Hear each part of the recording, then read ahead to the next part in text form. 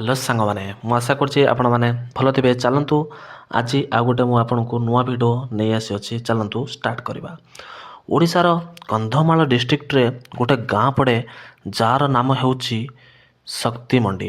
ଏଇ ଗାଁରେ ରହୁଥିବା ଆମର ଜଣେ ବନ୍ଧୁ ହରିକୃଷ୍ଣ ଭାଇ କହୁଛନ୍ତି ଯେ ଭାଇ, ଯେତେବେଳେ ମୁଁ କଲେଜରେ ପଢ଼ୁଥିଲି ସେତେବେଳେ ମୋ ସାଙ୍ଗମାନେ ମୋତେ ଅନଲାଇନ୍ ଗେମ୍ ଖେଳିବାରେ ଗୋଟେ ବହୁତ ଖରାପ ଅଭ୍ୟାସ ଲଗାଇ ଦେଇଥିଲେ। ମୁଁ ସବୁବେଳେ ଏଇ ଭାବରେ ରହୁଥିଲି ଯେ କେବେ ମୋତେ ସମୟ ମିଳିବ ଆଉ ମୁଁ ମୋ ସାଙ୍ଗମାନଙ୍କ ସହ ଏହି ଅନଲାଇନ୍ ଗେମ୍ ଖେଳିବି। ଏବେ ଏହି ମଧ୍ୟରେ କଲେଜ ଶେଷ ହେବା ପରେ ହରିକୃଷ୍ଣ କିଛି କାରଣବଶତଃ ନିଜ ଗାଁକୁ ଫେରି ଆସି ରହିବାକୁ ଲାଗିଲେ। ତାଙ୍କ ଗାଁ ଘରରେ ମୋବାଇଲ ନେଟୱାର୍କ ବହୁତ କମ୍ ଆସୁଥିଲା ଆଉ ଇଣ୍ଟରନେଟ୍ ଗତି ପ୍ରାୟ ନାମମାତ୍ର ଥିଲା। ଏବେ ଏଠାରେ ହରିକୃଷ୍ଣ କହୁଛନ୍ତି ଯେ ଭାଇ, ଏଇ ଚକ୍କରରେ ମୋତେ ଗେମ୍ ଖେଳିବା ପାଇଁ ମୋ ଗାଁ ଘରକୁ ଛାତକୁ ଯିବାକୁ ପଡ଼ୁଥିଲା, ମାନେ ଛାତ ଉପରକୁ। କିନ୍ତୁ ଏଠାରେ ସମସ୍ୟା ଥିଲା ଯେ ସେଇ ଛାତଠାରୁ ପ୍ରାୟ 40 ମିଟର ଦୂରରେ ପୁରା ଜଙ୍ଗଲ ଆରମ୍ଭ ହୋଇଯାଉଥିଲା। କିନ୍ତୁ ସେହି ଛାତ ଉପରେ ଇଣ୍ଟରନେଟ୍ ଗତି ଠିକ୍ ଠାକ୍ ଆସୁଥିଲା ଆଉ ସେହି କାରଣରୁ ଏହି ଜାଗାଟି ହରିକୃଷ୍ଣ ଆଡ୍ଡା ହୋଇଯାଇଥିଲା। ଗୋଟିଏ ଦିନ ସନ୍ଧ୍ୟା ପ୍ରାୟ 7:30 ବେଳେ ହରିକୃଷ୍ଣ ନିଜ ଫୋନ୍ ନେଇ ସିଧା ସେହି ଛାତ ଉପରକୁ ପହଞ୍ଚିଲେ। ସେଠାରେ ବସି ସେ ଗେମ୍ ଖେଳୁଥିଲେ ଏବଂ ସେତେବେଳେ ତାଙ୍କର ନଜର ପାଖରେ ଥିବା ଜଙ୍ଗଲ ଦିଗକୁ ପଡ଼ିଲା। ସେହି ଜଙ୍ଗଲ ଭିତରୁ କିଛି ହଲଚଲର ଶବ୍ଦ ଶୁଣିଲେ, କିନ୍ତୁ ସେ ସେହି କଥାକୁ ଅଗ୍ରହଣ କରି ନ ଶୁଣି ପୁଣି ଗେମ୍ ଖେଳିବାରେ ଲାଗିଲା। ଆଉ ଭାଇ, ଏଠାରୁ ଆରମ୍ଭ ହେଉଛି ଗୋଟେ ବହୁତ ଭୟଙ୍କର ଖେଳ। ଏବେ ଆପଣମାନେ ଯେ ଇଣ୍ଟ୍ରୋ ଶୁଣିଥିଲେ, ସେଇଟା ତ କାହାଣୀର ଦ୍ୱିତୀୟ ଅଂଶ ଥିଲା। ପ୍ରଥମ ଅଂଶ ବିଷୟରେ ତ ମୁଁ ଆପଣଙ୍କୁ କିଛି କହିନଥିଲି। ତେବେ ଚାଲନ୍ତୁ ହରିକୃଷ୍ଣଙ୍କ ଏହି କାହାଣୀ ଆରମ୍ଭରୁ ଆରମ୍ଭ କରିବା। କିନ୍ତୁ ତା ପୂର୍ବରୁ କାହାଣୀଟିକୁ ସମ୍ପୂର୍ଣ୍ଣ ଶୁଣନ୍ତୁ। ଶୁଣିଲେ ଆପଣ ଜାଣିପାରିବେ କାହାଣୀରେ କ'ଣ ହେଇଛି। ହରିକୃଷ୍ଣ କହୁଛନ୍ତି ଯେ ଆମ ଗାଁ ଶକ୍ତି ମନ୍ଦିରରେ ଅଧିକ ପଢ଼ାଶୁଣା ସୁବିଧା ନଥିବାରୁ ଆମେ ସେଠାରୁ 10 କିଲୋମିଟର ଦୂରରେ ଫୁଲବାଣୀରେ ରହୁଥିଲୁ। ଫୁଲବାଣୀର ମୁଁ, ମୋ ମା ଏବଂ ମୋ ଭାଇ ରହୁଥିଲୁ। ଏବଂ ମୋ ବାପାଙ୍କର ଆର୍ମିର ଚାକିରି ଥିଲା, ସେଥିପାଇଁ ସେ ସବୁବେଳେ ଘରରୁ ବାହାରେ ରହୁଥିଲେ। ଆମେ 3 ଜଣ ଫୁଲବାଣୀରେ ଗୋଟେ ରୁମ୍ ନେଇ ରହୁଥିଲୁ। ଏହି ମଧ୍ୟରେ ମୋ ଭାଇଙ୍କର କଲେଜରେ ଭର୍ତ୍ତି ହେଲା ଏବଂ ସେ ନିଜର ଆଗକୁ ପଢ଼ାଶୁଣା ପାଇଁ ବ୍ରହ୍ମପୁରକୁ ସିଫ୍ଟ ହେଲେ। ତେଣୁ ସେ ସମୟରେ ଫୁଲବାଣୀର ସେହି ଘରରେ କେବଳ ହରିକୃଷ୍ଣ ଏବଂ ତାଙ୍କ ମା ରହୁଥିଲେ। ସେ କହୁଛନ୍ତି ଯେ ସେ ସମୟରେ ମୁଁ ହାଇସ୍କୁଲରେ ପଢ଼ୁଥିଲି ଏବଂ ପ୍ରତିଦିନର ସାଧାରଣ ରୁଟିନ୍ ଯଥା ସ୍କୁଲ ଯିବା ପଛରୁ ଫେରିଆସି ଟ୍ୟୁସନ୍ କରିବା, ଏହିଭଳି ଆମ ଜୀବନ ଚାଲୁଥିଲା। ଏବେ ଘଟଣା ଏଭଳି ହେଉଛି ଯେ ରାତି ପ୍ରାୟ 8ଟା-9ଟା ସମୟରେ ଖାଇଦେଇ ହରିକୃଷ୍ଣ ମା ଶୋଇବାକୁ ଯାଉଥିଲେ ଏବଂ ସେ ନିଜେ ହଲ୍ରେ ବସି ଟିଭି ଦେଖୁଥିଲେ। ମୋତେ ଲାଗିଲା ଯେ ସାୟଦ ଏହା କେବଳ ମୋ ଭ୍ରମ ହେବ, ସେଥିପାଇଁ ମୁଁ ଏହାକୁ ଅଧିକ ଗୁରୁତ୍ୱ ଦେଲି ନାହିଁ। କିଛି ସମୟ ପରେ ମୁଁ ସେଇ ସୋଫାରେ ହିଁ ପଡ଼ିଯାଇ ଦେଖିଲି ଯେ ସେ କଳା ଛାୟା ମୋ ହଲ୍ର କୋଣରେ ଦୌଡ଼ୁଛି। ପ୍ରାୟ 4-5 ସେକେଣ୍ଡ ପର୍ଯ୍ୟନ୍ତ ମୁଁ ତାହାକୁ ଦେଖିଲି ଏବଂ ପରେ ଆଖି ବନ୍ଦ କରିଦେଲି। ମୋତେ ଲାଗିଲା ଯେ ସାୟଦ ଏହା କେବଳ ମୋତେ ହିଁ ଦେଖାଯାଉଛି, ସେଥିପାଇଁ ମୁଁ ମୋ ମାଆକୁ ଏହା ବିଷୟରେ କିଛି କହିଲି ନାହିଁ।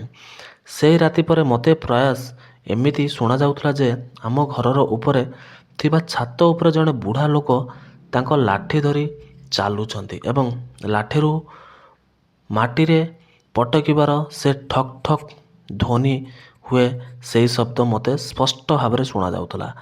ଯେତେବେଳେ ଏହି ଶବ୍ଦ ଲଗାତାର 4-5 ଦିନ ପର୍ଯ୍ୟନ୍ତ ମୋତେ ଶୁଣାଗଲା, ତାପରେ ମୁଁ ଏହି କଥା ମାଆଙ୍କୁ ସହିତ ମଧ୍ୟ ଆଲୋଚନା କଲି। ମୋ ମା ମଧ୍ୟ ସେହି ଶବ୍ଦ ଶୁଣିଥିଲେ। ସେ କହିଲେ, ଠିକ୍ ଅଛି, ଯାହା ହେଉଛି ହେଉ, ଏଭଳି କଥାରେ ଅଧିକ ଟୋକଟୋକି କରିବା ଭଲ ନୁହେଁ। ଏଭଳି ସବୁକିଛି ଚାଲିଥିଲା ଏବଂ ହରିକୃଷ୍ଣ ହାଇସ୍କୁଲ ପାସ୍ କରି କଲେଜରେ ଭର୍ତ୍ତି ହେଲେ। ସେ ଫୁଲବାଣୀ ଭିତରେ ହିଁ ଗୋଟେ କଲେଜ ଥିଲା, ସେଠାରେ ସେମାନେ ଆଡ଼ମିସନ୍ ନେଇଥିଲେ। ତାପରେ କଲେଜର ପ୍ରଥମ ବର୍ଷ ଶେଷ ହେଲା, ଦ୍ୱିତୀୟ ବର୍ଷ ଶେଷ ହେଲା ଏବଂ ଶେଷରେ ହରିକୃଷ୍ଣ ତୃତୀୟ ବର୍ଷକୁ ପହଞ୍ଚିଗଲେ। ସେ କହୁଛନ୍ତି ଯେ ଯେଉଁ ଠକ୍ ଠକ୍ ଶବ୍ଦ ଆମକୁ ଛାତ ଉପରକୁ ଶୁଣିବାକୁ ମିଳୁଥିଲା, ନା ସେଥିପାଇଁ ଆମେ ଏତେ ଆଦତ ହୋଇଯାଇଥିଲୁ। ଏବେ କିଛି ହେବ, କିଛି ପକ୍ଷୀ ହେବ କି ସେଇ ଶବ୍ଦ ଆସୁଥିବ, ଆମେ ଖାମକା ଅଧିକ ଭାବୁଛୁ। ଏଭଳି ଭାବି ଆମେ ଏଇ କଥାକୁ ଛାଡ଼ିଦେଲୁ।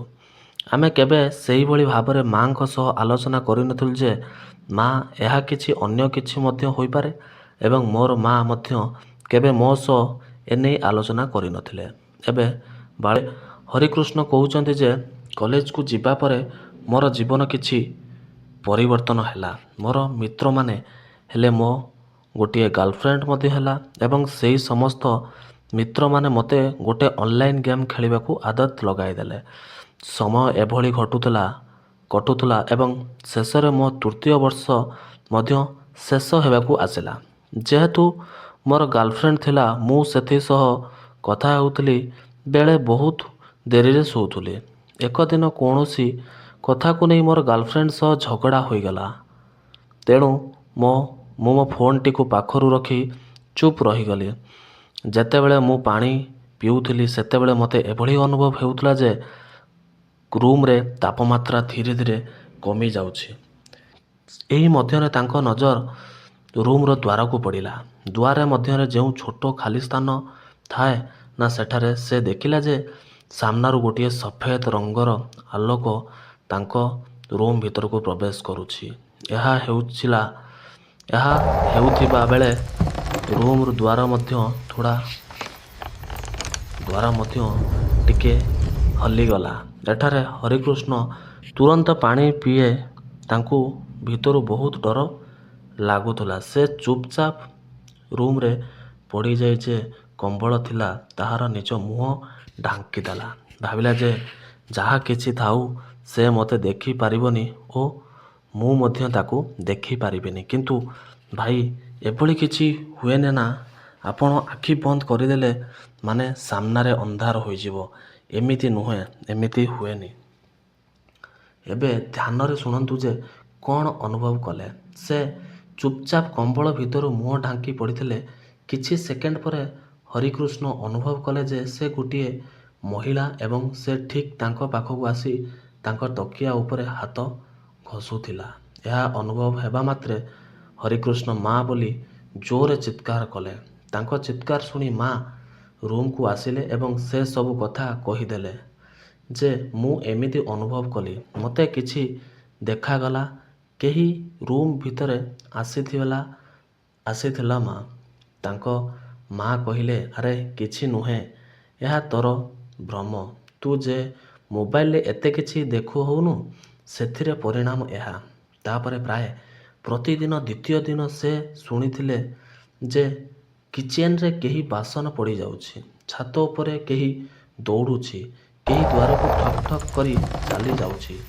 କେବେ କେବେ ହରିକୃଷ୍ଣ ସ୍ୱପ୍ନରେ ସେହି ମହିଳାକୁ ଦେଖୁଥିଲେ, ଯିଏ ତାଙ୍କ ମା'ର ରୂପ ଧାରଣ କରି ଆସୁଥିଲା ଏବଂ ତାଙ୍କ ଗଳା ଦବାଇ ଦେଉଥିଲା। ଏହିସବୁ ଘଟଣା ଧୀରେ ଧୀରେ ବଢ଼ିଗଲା। ହରିକୃଷ୍ଣ ପ୍ରାୟ ପ୍ରତିଦିନ ତାଙ୍କ ମା'କୁ କହୁଥିଲେ ଯେ ମୁଁ ଏଭଳି ସ୍ୱପ୍ନ ଦେଖିଲି। ତାପରେ ତାଙ୍କ ମା ଏବଂ ହରିକୃଷ୍ଣ ନିଷ୍ପତ୍ତି କଲେ ଯେ ଆମେ ଏଇ ଘରେ ରହିବୁ ନାହିଁ। ତାଙ୍କ କଲେଜ ମଧ୍ୟ ଶେଷ ହେବାକୁ ଆସୁଥିଲା। 10-12 ଦିନ ମାତ୍ର ବାକି ଥିଲା। ସେମାନେ ଭାବିଲେ ଯେ କଲେଜ କାମ ଶୀଘ୍ର ଶେଷ କରି ଏଠାରୁ ଗାଁକୁ ଫେରିଯିବା ଏବଂ ସେଠାରୁ ରହିବା। ଯେତେବେଳେ ଏଇ ଘଟଣାଗୁଡ଼ିକ ବହୁତ ବଢ଼ିଗଲା, ତେବେ ହରିକୃଷ୍ଣ ମା ପାଖାପାଖିରେ ଯାଇ ଖୋଜ ଖବର ନେବାକୁ ଲାଗିଲେ। ଏମିତି ମୋର ପୁଅ ସହ ହେଉଛି, ଆପଣମାନେ କିଛି ଜାଣନ୍ତି କି? ତାପରେ ସେମାନେ କେଉଁଠୁ ଖବର ପାଇଲେ ଯେ ଏଇ ଘରେ ପୂର୍ବରୁ ଯେଉଁମାନେ ରହୁଥିଲେ ସେମାନେ ପରିବାରର ଗୋଟିଏ 50-60 ବର୍ଷର ବୁଢ଼ୀ ଆତ୍ମା ଥିଲା। ଗୋଟେବେଳେ ତାଙ୍କ ପୁଅ, ବୁହାରୀ ଓ ନାତିମାନେ ତାଙ୍କ ଘରେ ଛାଡ଼ି 2 ଦିନ ପାଇଁ ଘୂରିବାକୁ ଯାଇଥିଲେ ଏବଂ ସେ 2 ଦିନ ମଧ୍ୟ ସେ ବୁଢ଼ୀ ଆତ୍ମାଙ୍କ ମୃତ୍ୟୁ ହୋଇଗଲା। ଯେ ପର୍ଯ୍ୟନ୍ତ ତାଙ୍କ ପୁଅ ଓ ବୁହାରୀ ଫେରି ଆସିନଥିଲେ, ସେ ପର୍ଯ୍ୟନ୍ତ ତାଙ୍କ ମୃତଦେହ ସେହିଭଳି ଘର ଭିତରେ ପଡ଼ି ରହିଥିଲା। ଲୋକେ କହୁଥିଲେ ଯେ ତାଙ୍କ ଆତ୍ମା ଏହି ସ୍ଥାନକୁ ଭୂତ କରୁଛି। ଏହା ଜାଣିବା ପରେ ସେମାନେ କାହିଁକି ରହିବେ? କଲେଜ ଶେଷ ହେବାକୁ 3-4 ଦିନ ବାକି ଥିଲା। ତେଣୁ ସେମାନେ ତୁରନ୍ତ ନିଜ ବ୍ୟାଗ୍ ପ୍ୟାକ୍ କରିଦେଲେ ଏବଂ କହିଲେ ଚାଲ ଗାଁ ଘରକୁ, କାରଣ ତାଙ୍କର ଫୁଲବାଣୀ ଟାଉନ୍ ଗାଁରୁ ମାତ୍ର 10 କିଲୋମିଟର ଦୂରରେ ଥିଲା। କିନ୍ତୁ ଏଠାରେ ଗାଁରେ ଏକ ନୂଆ ଅଧ୍ୟାୟ ଆରମ୍ଭ ହେବାକୁ ଥିଲା। କହୁଛନ୍ତି ଯେ ମୋର ବାପା ମଧ୍ୟ ରିଟାୟାର୍ଡ଼ ହୋଇଥିଲେ ଏବଂ ସେ ଗାଁ ଭିତରେ ଗୋଟିଏ ନୂଆ ଘର ବନାଉଥିଲେ। ଯେତେବେଳେ ସେ ସେଠାକୁ ପହଞ୍ଚିଲେ ତେବେ ଆମ ଘରର ପୂରା ପ୍ରତିଷ୍ଠା ହୋଇନଥିଲା। କାରଣ ମୁଁ ରାତିରେ ଏଠାରେ ଛାତ ଉପରେ ବସି ରହୁଥିଲି, ଗେମ୍ ଇତ୍ୟାଦି ଖେଳୁଥିଲି। ଏହାର କାରଣରୁ ସେମାନେ ଏହି କଥାକୁ ଅଗ୍ରହଣ କରିଦେଲେ। 2-3 ଦିନ ପରେ ପୁଣି ସେ ଏହି କାମ କରୁଥିଲେ ଏବଂ ଏଥର 2ଟି ପଥର ଆସି ତାଙ୍କ ପାଖରେ ପଡ଼ିଲା।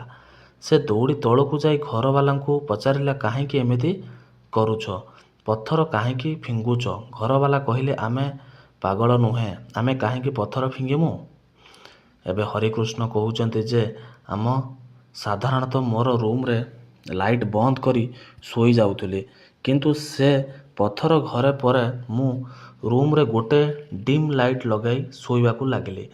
ମୋତେ ପ୍ରତିଦିନ ଏମିତି ଅନୁଭବ ହେଉଥିଲା ଯେ କେହି ମୋର ରୁମ୍ ଦ୍ୱାର ପାଖରେ ଆସି ଠିଆ ହୋଇ ମୋତେ ଦେଖୁଛି। ଏକ ରାତିରେ ଯେତେବେଳେ ମୁଁ ପଡ଼ି ରହି ମୋର ଗାର୍ଲଫ୍ରେଣ୍ଡ ସହ କଥା ହେଉଥିଲି, ସେତେବେଳେ ମୁଁ ଶୁଣିଲି ମୋର ରୁମ୍ରୁ କିଚେନ୍ ପର୍ଯ୍ୟନ୍ତ କେହି ମହିଳା ଚାଲି ଯାଉଛନ୍ତି ଏବଂ ତାଙ୍କ ପାୟଲ ଶବ୍ଦର ସ୍ପଷ୍ଟ ଭାବରେ ଶୁଣିପାରୁଥିଲି। ସେ ତାଙ୍କ ଗାର୍ଲଫ୍ରେଣ୍ଡକୁ କହିଲେ ଗୋଟିଏ ମିନିଟ୍ ରୁହ ଏବଂ ସେ ପାୟଲ ଶବ୍ଦକୁ ଧ୍ୟାନ ଦେଇ ଶୁଣିବାକୁ ଲାଗିଲେ ଯେ କେଉଁଠାକୁ ଯାଉଛି। ହରିକୃଷ୍ଣ କହୁଛନ୍ତି ଯେ ସେ ଶବ୍ଦ କିଚେନ୍ଠାରୁ ସିଧା ଜଙ୍ଗଲ ଦିଗକୁ ଯାଉଥିଲା ଏବଂ କିଛି ସମୟ ପରେ ପୁଣି ଫେରି ତାଙ୍କ ରୁମ୍ ପାଖକୁ ଆସିଗଲା। ଯେତେବେଳେ ସେ ଶବ୍ଦ ତାଙ୍କ ଠିକ୍ ନିକଟକୁ ଆସିଲା, ସେ ବହୁତ ଡରିଗଲେ। ସେ ନିଜ ଗାର୍ଲଫ୍ରେଣ୍ଡକୁ ମଧ୍ୟ ଶୁଣାଇଲେ ଯେ ଶୁଣ, ଏମିତି ଶବ୍ଦ ଆସୁଛି। ସେ ନିଜ ରୁମ୍ରୁ ସମସ୍ତ ଲାଇଟ୍ ଜଳାଇଦେଲେ ଏବଂ କିପରି କରି ସେ ରାତି କାଟିଲେ। ପରବର୍ତ୍ତୀ ସକାଳେ ସେ ନିଜ ବାପାଙ୍କୁ ସମସ୍ତ କଥା କହିଦେଲେ। ତେବେ ତାଙ୍କ ବାପା କହିଲେ ଯେ ଆମେ ମଧ୍ୟ ସେ ଶବ୍ଦ ଶୁଣିଥିଲୁ। ସକାଳ ପ୍ରାୟ 4ଟା ସମୟରେ ମୋର ରୁମ୍ ସାମ୍ନାରେ ଗୋଟେ ଝିଅ ଆସି ଠିଆ ହୋଇଗଲା ଏବଂ ସେ ମୋତେ ଡାକୁଥିଲା। ଏହି କଥା ଶୁଣି ସମସ୍ତ ପରିବାର ଲୋକ ବହୁତ ଡରିଗଲେ। ସେଦିନ ସେମାନେ ନିଜ ଗାଁର କୁଳଦେବୀ, ଯାହାଙ୍କ ନାମ ସାରଳା ଦେବୀ, ତାଙ୍କ ମନ୍ଦିରକୁ ଗଲେ। ସେଠାରେ ଥିବା ପୂଜାରୀ କହିଲେ ଯେ ସେ ଘର ଭିତରେ ଗୋଟିଏ ମା ଓ ଗୋଟିଏ ଝିଅର ଆତ୍ମା ରହୁଛନ୍ତି। ହରିକୃଷ୍ଣ ବାପା ଯେ କାରିଗରମାନେ ଘର ବନାଉଥିଲେ, ସେମାନେ ସାମ୍ନାରେ ଏହି କଥା ରଖିଲେ ଯେ ଆମ ରାତିରେ ଏମିତି ଦେଖିଛୁ। ତାପରେ ସେ କାରିଗର କହିଲେ ଯେ ଯେତେବେଳେ ଆମେ ଆପଣଙ୍କ ଘରେ କାମ କରୁଥିଲୁ, ସେତେବେଳେ ଆମ ମଧ୍ୟରୁ ଗୋଟିଏ ମଜଦୁର ବାଳକ ରୁମ୍ରେ ଦେଖିଥିଲେ ଯେ ଗୋଟିଏ ମା ଓ ଝିଅ ପାଖରୁ ତଳକୁ ଝୁଲି ରହିଥିଲେ। ତାଙ୍କ ସମ୍ପୂର୍ଣ୍ଣ ଶରୀର ବାଳରୁ ମଡ଼ା ଯାଉଥିଲା। ଆଉ ଗୋଟିଏ ମଜଦୁର ଥିଲେ ଯିଏ ରାତି ସମୟରେ ଛାତରୁ କୋଣରେ ସେ ମା ଓ ଝିଅକୁ ବସିଥିବା ଦେଖିଥିଲେ। ଏହା ଛଡ଼ା ଆଉ 2 ଜଣ ମଜଦୁର ଥିଲେ, ସେମାନେ ଯେ ମହିଳାକୁ ଘର ପାଖରେ ଥିବା ଆମ୍ବ ଗଛରେ ବସି ନିଜ ଝିଅକୁ ଖୁଆଉଥିବା ଦେଖିଥିଲେ। ସେହି ମହିଳା ଏମାନଙ୍କୁ କୌଣସି କ୍ଷତି କରୁନଥିଲା, ମାତ୍ର ଗୋଟିଏ ଦୃଷ୍ଟିରେ ବିନା କୌଣସି ଭାବଭଙ୍ଗୀରେ ଏମାନଙ୍କ ଦିଗକୁ ଦେଖୁଥାନ୍ତି। ତାପରେ ସେମାନେ ଏହି ବିଷୟରେ ଆଉ ଗଭୀରକୁ ଯିବାକୁ ଚେଷ୍ଟା କଲେ ଯେ କିଏ ସେ କାହାଣୀ ଆତ୍ମା ଯାହାକୁ ପୂଜାପାଠ କରି ଶାନ୍ତି କରିପାରିବୁ। ତାପରେ ସେମାନେ ଜାଣିଲେ ଯେ ସେ କେହି ଅନ୍ୟ ନୁହେଁ ବରଂ ତାଙ୍କ ପଡ଼ୋଶୀ ଘରର ଝିଅ ଥିଲା। ବାଳକୃଷ୍ଣ କହୁଛନ୍ତି ଯେ ଯେଉଁ ଜଙ୍ଗଲ ଏରିଆ ଅଛି ସେଠାରେ ମାତ୍ର 3ଟି ଘର ଅଛି, ଯାହାରୁ ଗୋଟିଏ ଆମର। ତାପରେ ମେନ୍ ରୋଡ଼ ଆସେ ଏବଂ ସେଠାରୁ ତଳକୁ ଯାଇ 15-16ଟି ଘର ଏକାଠି ତିଆରି ହୋଇଛି। ଏହି ଝିଅର ବିବାହ ଉଦୟଗିରି ଟାଉନ୍ ହୋଇଥିଲା। 2008 ମସିହାରେ ଯେତେବେଳେ କନ୍ଧମାଳ ଭିତରେ ଦଙ୍ଗା ହୋଇଥିଲା, ସେହି ଦଙ୍ଗାରେ ଦଙ୍ଗାଇମାନେ ତାଙ୍କ ଝିଅକୁ ମାରି ଦେଇଥିଲେ। ତାପରେ ସେ ନିଜ ଜୀବନ ବଞ୍ଚାଇ ଯେପରି କରି ଜଙ୍ଗଲ ରାସ୍ତା ହୋଇ ଆମ ଗାଁ ଶକ୍ତିମଣ୍ଡିକୁ ଆସିଥିଲା। ଏଠାରେ ଆସି ସେ ନିଜ ମା ବାପାଙ୍କ ସହ ରହୁଥିଲା।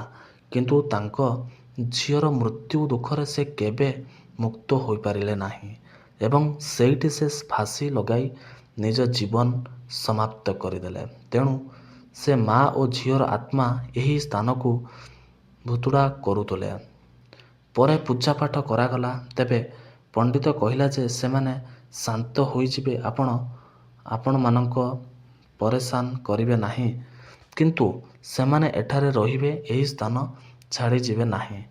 ତାପରେ ହରିକୃଷ୍ଣ ଓ ତାଙ୍କ ପରିବାର ସତ୍ୟକୁ ଗ୍ରହଣ କରି ସେଠାରେ ରହିବାକୁ ଲାଗିଲେ। କିନ୍ତୁ ଆଉ ସେ ଡରାଉ ନଥିଲେ କି ସେମାନେ ଆଉ ଡରୁ ନଥିଲେ।